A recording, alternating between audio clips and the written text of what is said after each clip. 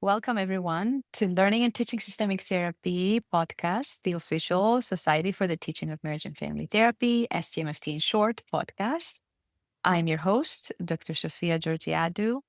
I created STMFT and this podcast as an antidote to the isolation I experienced as an early career academic. I also created STMFT and this podcast as a space to allow myself and my colleagues from all over the world to share resources and bridge the way we do systemic therapy with the way we teach systemic therapy in our classrooms.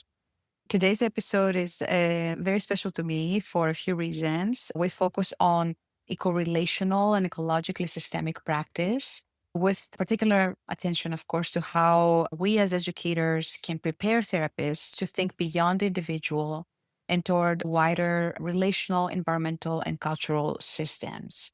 Our guest today is Catherine Falco. Cath is a psychologist and clinical family therapist. She has a master's in mental health, specializing in family therapy, and she's currently completing a research PhD at the University of Sydney, where she's investigating ecological emotions and systems thinking with a focus on grassroots groups and community-based practices. She lives in northern New South Wales on Bundjalung Country, where she and her family tend to 12 acres of Eucalypt Forest, nestled in the biodiverse bowl of the Tweed Caldera. We are thrilled to have you here today. Welcome, Cath. Thanks, Sophia. It's great to be here. Yeah, thank you so much for joining me. In our conversation today, we'll explore what it means to bring eco-relational and ecologically systemic thinking into our practice. We'll discuss how we can help our trainees and therapists move beyond anthropocentric assumptions and how to understand ecological emotions such as climate grief, ecological anxiety, and how ideas about place, community, and the living world can become part of our supervision and our classroom practice. Without further ado, let's dive into our first question.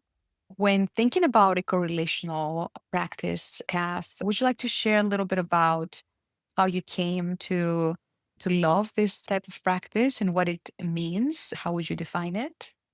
Yeah, I think in terms of a definition of it, there's different ways I think that people think about ecosystemic practice.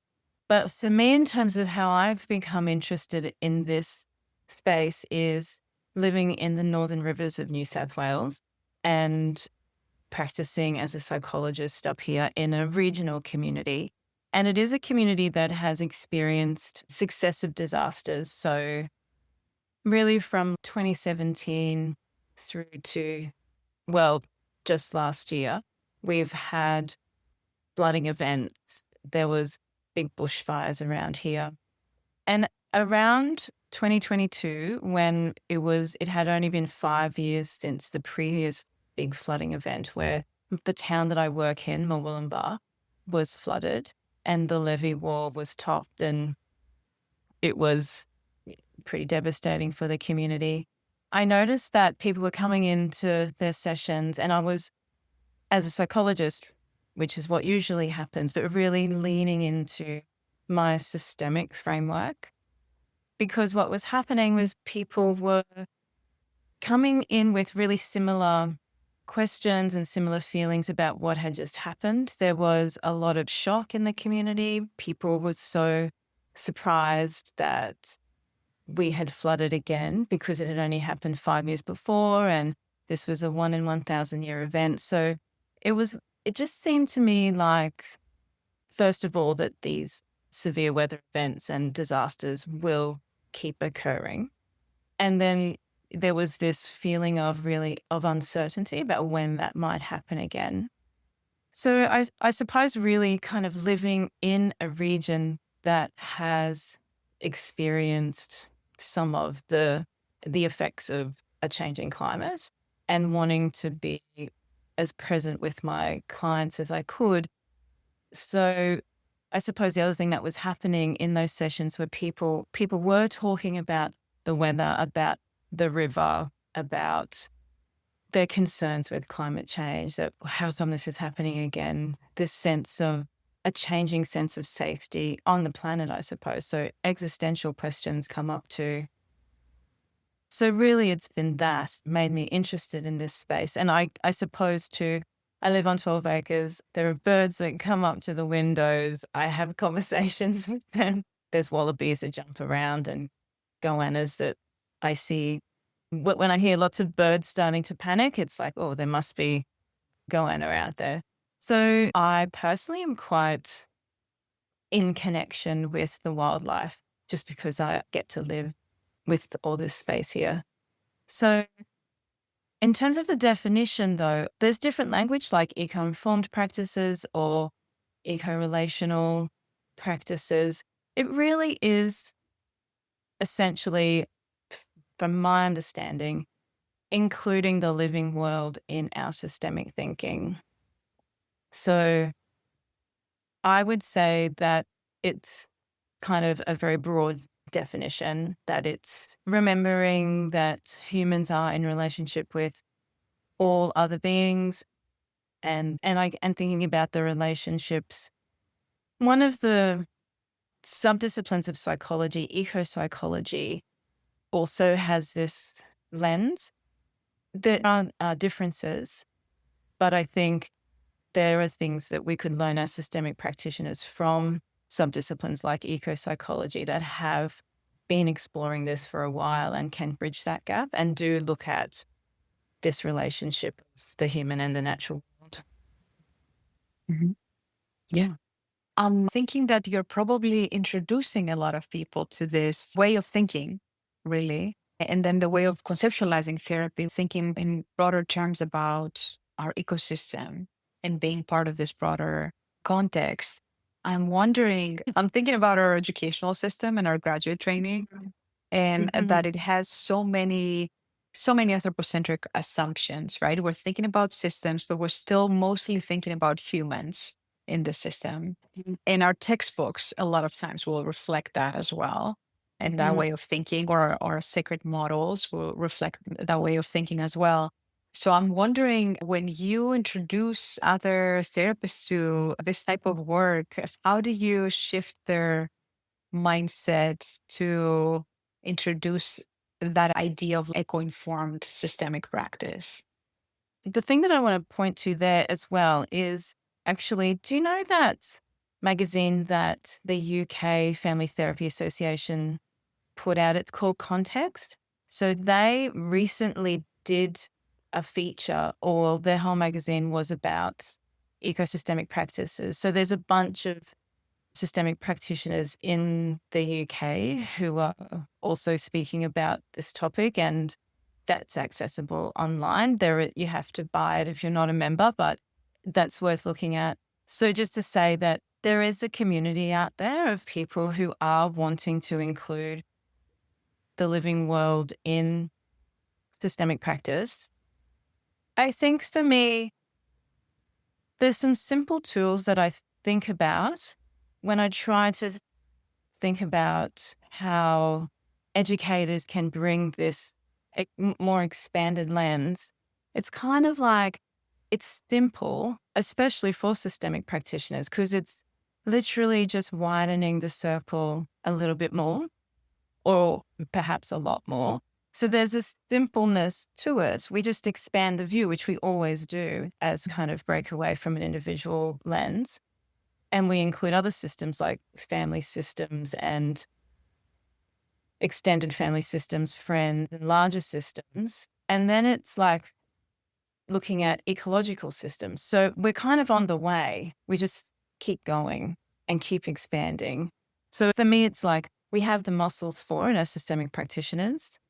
But because anthropocentrism is profoundly entrenched in our culture, well, it's not in indigenous cultures, but certainly in modernity, there is this human centeredness. And so, because of how entrenched that is, it can feel really different and it can seem kind of strange, but actually, it's kind of natural. And one of the things that I was thinking about is I read this wonderful book called Braiding Sweetgrass. This was quite a while ago by Robin Wall Kimmerer. And there's this amazing line in there where she talks about, as animals, as humans, there is an exchange of plant breath for animal breath. And sometimes I think about, yeah, that's really how simple it is, our relationship with the living world. We take a breath. There's the exchange right there between Mhm. the animals and plant life. So yeah, it is simple. And I have thought about, we take a breath and remember that exchange. To me, it is like a remembering. Yeah, we will die if there's not plant life here. So, and so will many animals. I think it is this remembering that we have forgotten. Well, and when I say we, some of us, some cultures have forgotten. Sometimes I think about the remembering as like it's still there, it's still kind of intact because we are actually nature, we are animals, we've just forgotten. And in the remembering, then that might help us include the living world in our work. Lovely.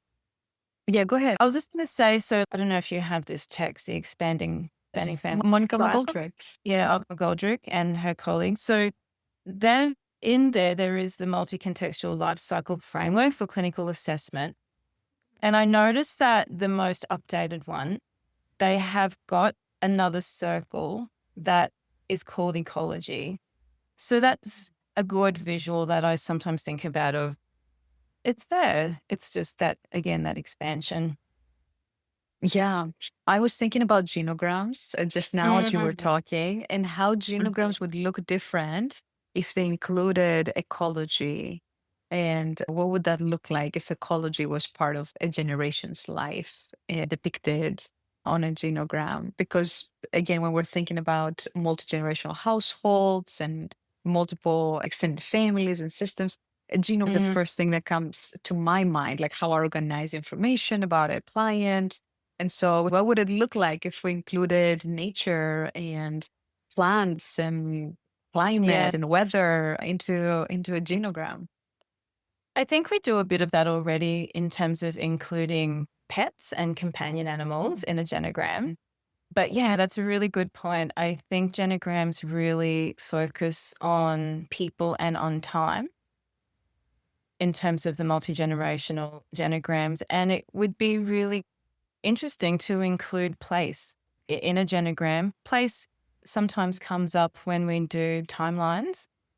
But I think as clinicians, we could start to introduce ways of thinking about the living world by asking questions around a favorite place to go or a favorite tree or someone's relationship with place. I have to play around with that a bit more, but yeah, there's definitely potential for clinicians to ask directly some questions around relationship with place.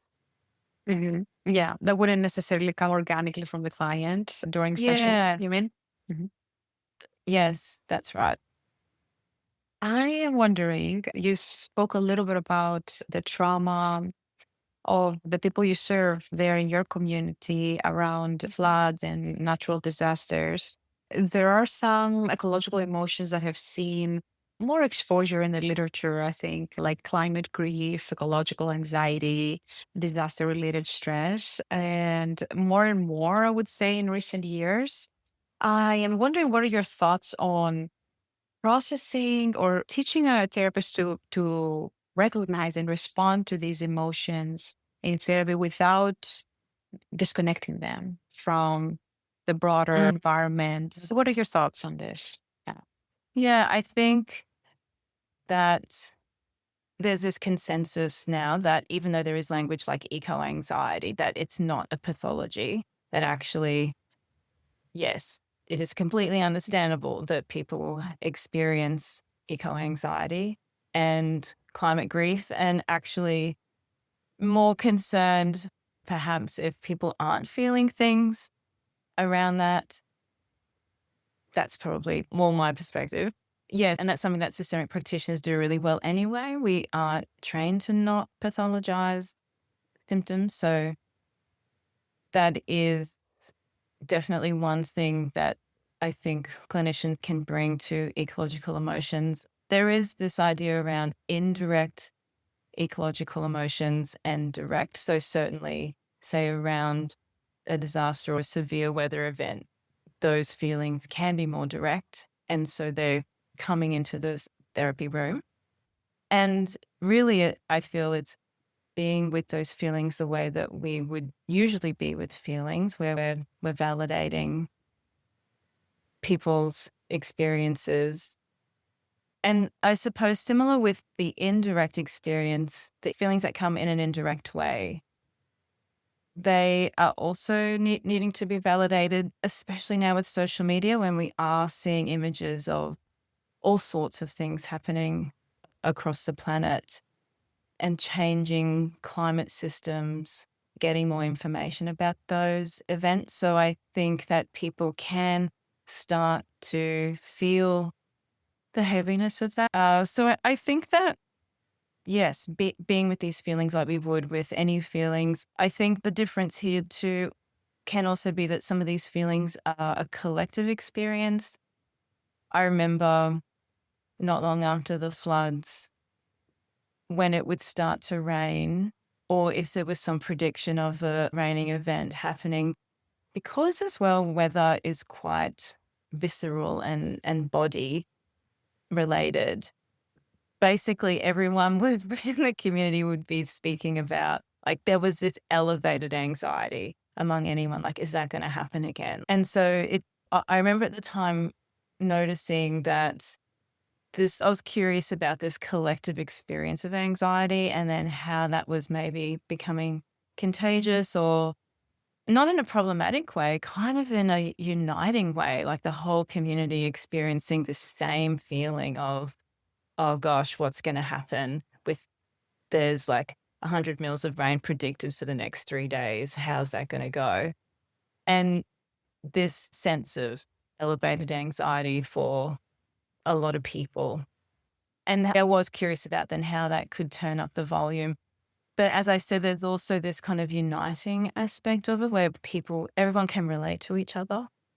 So I suppose collective feelings are also part of this space. Yeah. I'm thinking that healing would then be pursued in more communal or relational spaces, or maybe even outdoors in nature. Can you tell us a little bit more about maybe how you have witnessed that sort of healing take place? Because that's a very heavy feeling to carry as a community, that constant kind of hypervigilance and fear post these disasters. It's definitely an experience that community help each other with. I think that it's much more effective in that way. Down the track, people might come for individual therapy, but certainly right in the moment, it is a community that comes together and that soothe each other. And there is a very practical aspect to that, where people are preparing and getting things ready, contacting neighbors. So there is definitely this experience of needing community, which becomes therapeutic and contributes to a sense of safety and being in connection. And there is some healing in that. Sometimes that's not enough. And down the track, other supports are needed. But I think that, yes, that's definitely one of the aspects of disaster events. I think the other thing, one of the reflections that I have given in the past to clients who have come in with experiences like climate grief, particularly, is to talk about that even in a positive way, this idea that emotions like grief or fear or anger, that they're bad, is incorrect here. Well, maybe all the time, actually, but certainly in this case, and that when people are feeling grief, like about the Great Barrier Reef or about a species becoming extinct, that's actually because of the love that they have for the Great Barrier Reef, for that species that they didn't maybe even know about, but just the fact that a species is no longer on the planet. It is sad. And so I think I like to use some reframing around the emotions as well and talk about it as a sign of love and that it can actually be mobilizing. And in that sense, they're not bad. They're actually really useful. I love the idea of emotions being mobilizing and viewed in terms of their purpose or value for moving forward. Now I'm wondering if there are other things that you find yourself often repeating or bringing forward in these sessions around eco anxiety and trauma around disasters. Do you find that there's themes or questions that you tend to ask again and again? One of the things, especially if the feelings can become overwhelming or feel large, which they can in this space. And it's also a bit of a different space because the therapist is also often a human who has their own feelings and experiences about what's happening with climate crisis. So it's unique in that sense because everyone in the room is going through, is part of humanity. One of the things, though, with these large emotions that I do often find myself repeating in sessions with people is just that really simple reminder of the etymology of emotions, that emotions is energy in motion, that this is an energy, it wants to move, and that our job is to help this energy move through us, whether it is sadness or grief or anger. And there's something about the transient nature of an energy that wants to move that I think can help it feel less overwhelming, or that we're going to be stuck with this really massive experience of a strong emotion that it wants to move. So how can we help it do that? So I quite like the etymology of words, and I do really lean into that one for emotions.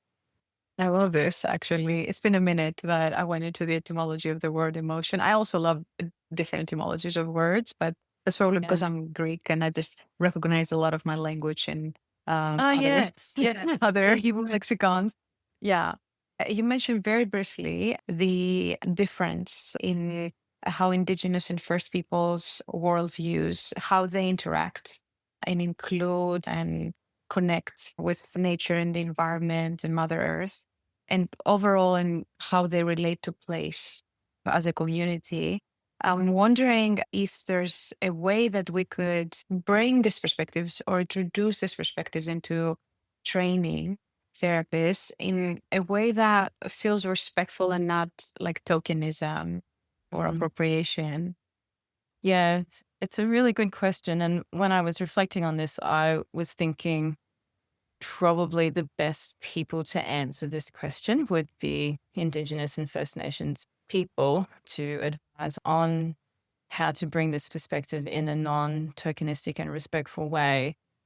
One of the things that I have done as a non-Indigenous person is read and re-educate myself about the true history. So, for example, here in Australia, so the true history of the massacres, of the land theft, but also of the strong history of resistance that is also part of the Australian and First Nation story. So, in terms of making it not tokenistic for the individual themselves to re-educate themselves, because we weren't educated properly. I don't know about now, but certainly not through the 70s, 80s, and 90s.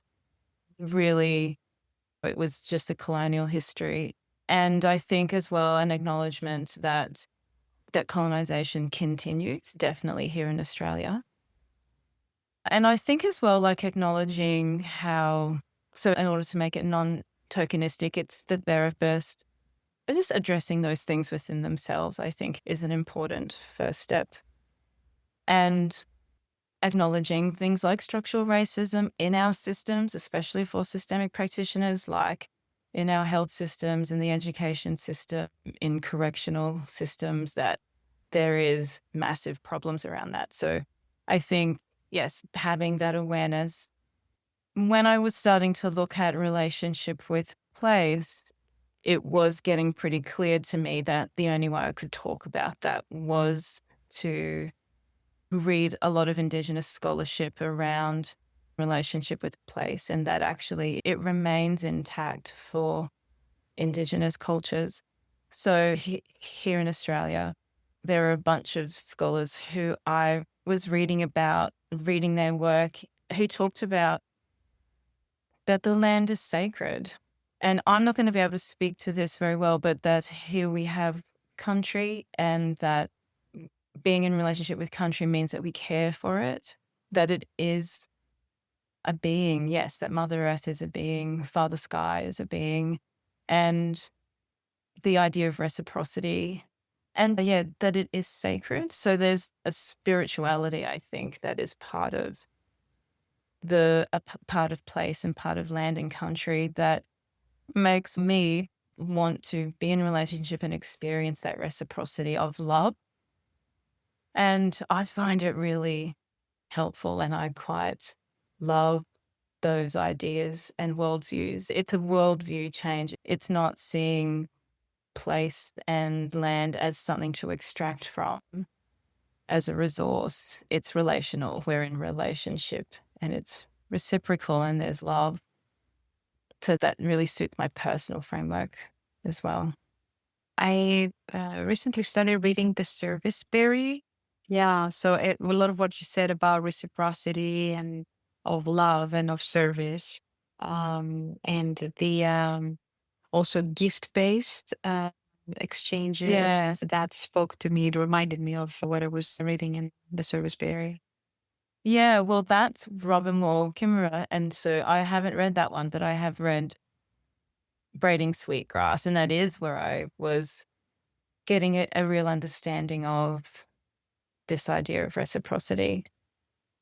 Yeah. I am wondering, when you introduce others to eco-informed systemic practice, is there a framework that you use to ease people? I know you said us systemic therapists would have it easier. Our lenses are already broadened. I am wondering, is there a framework that you use to introduce our fellow colleagues to this type of work and to imagining how can I use this in therapy with clients? Not really a framework. I keep going back to an expanding lens. So it's widening the lens. Let's widen the lens. Let's include all the beings. It's perhaps more of a positioning of the therapist. It's an understanding that there are other species on the planet, and that we are in an inextricable relationship with those beings. For me, it's kind of like expanding again, being trained as a psychologist, that is quite around the individual, like a systemic frame expands that even more. So I've had that experience of needing to broaden my lens, and from that wider lens going, wow, I can see so much more about this person from this space. Look at all this information that I have. Look at this deeper understanding that I can get. And it has always felt like more accuracy by doing that. So I love that lens. And so this just feels like a bit more of that, expanding again. But I'm going to think about frameworks apart from the McGoldrick expanding circles. Yeah, I'm also happy to link any resources you have that you would like to share with our listeners in the show notes of this episode. So even if something doesn't come to mind right now, we can link your article, we can link some other practitioners' work here. People can reference that. That would be good. Awesome. I'm wondering if you were to offer an invitation to supervisors and educators listening in who want to help their trainees develop a more climate informed perspective. Is there anything else that you would share with them around the importance of this work and then how to move into this work from the traditional systemic world?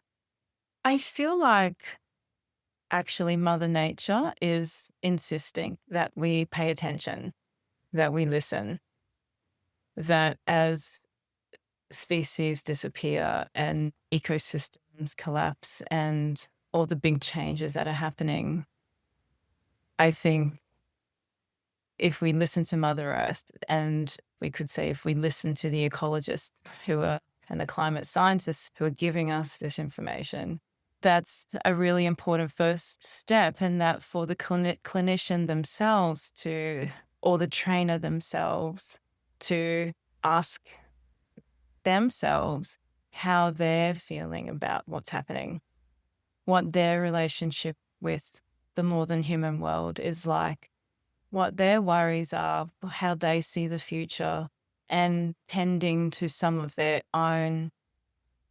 Tracy Laszloffy has written a paper about this, the self as therapist, and that's actually a really important step for trainers to attend to their own.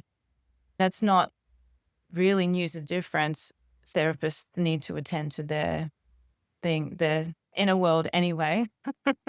So it would bring an authentic positioning around this topic, given its largeness, given some of the tricky aspects of it, in that we are all humans who are here on the planet and being present to growing uncertainty and instability. And how do we learn to live with a sense of uncertainty about how things are going to unfold? So I think that's an important thing for the self as therapist to do their piece with it. The other thing that comes to mind too is, in terms of those larger systems, seeing how these big systems like colonization and the patriarchy, and we could even put capitalism in there, do actively disrupt that relationship with the living world for some of us, and that there's something awesome about resisting that, and that actually we could say it is an act of resistance to not disconnect from the living world. And in some ways, I was thinking about this attempt to sever that relationship, and then it occurred to me it can never be severed because we are nature. But there has been some success, I think, in modernity in being separated from the living world. So, yeah, starting with the self, attending to those experiences and feelings, and then seeing where that takes a person and where that might take a trainer. Amazing. I am wondering, is there anything else you would like to plug here about your work? Anything that you have going on that particularly excites you about this space? Anything you look forward to? Oh, I not necessarily about my work. I love that you've asked me to come and speak. I love that you're wanting to give this topic some space.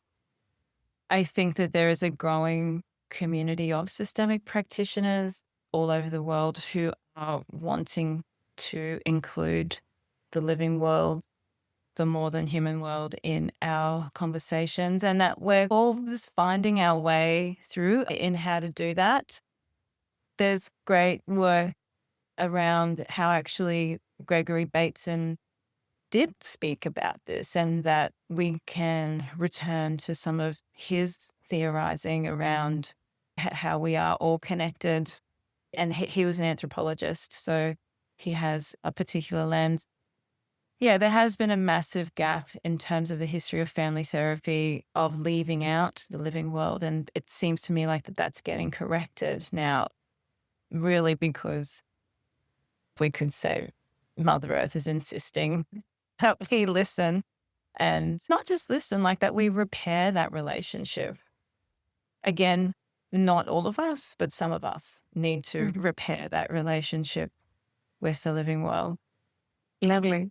I want to say a big thank you to our wonderful guest today, Catherine Falco, for sharing her insights with us, her experiences. I hope this conversation offered our fellow educators and listeners some ideas for how we might continue expanding our teaching and our practice in ways that are more relational, more ecologically aware, and more responsive to the world we're living in.